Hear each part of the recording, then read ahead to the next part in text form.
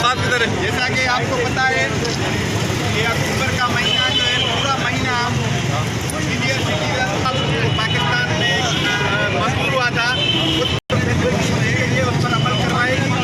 मैं आज की तकरीब के हवाले से बड़ी तहरीकों का शुक्रगुजार हूँ। हमारे हेल्थ के जो दोस्त हैं पीछे अमल होना चाहिए।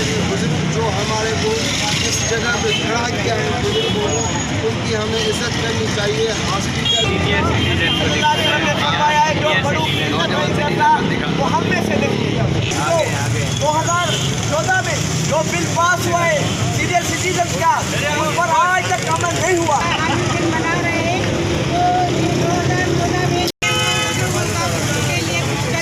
हम चाहते हैं, हम अपने बच्चों से कहते हैं कि हमारा एहतराम करो, हमें इज्जत। जिसको अल्लाह इज्जत दे उसको बंदे को देनी चाहिए और जो आप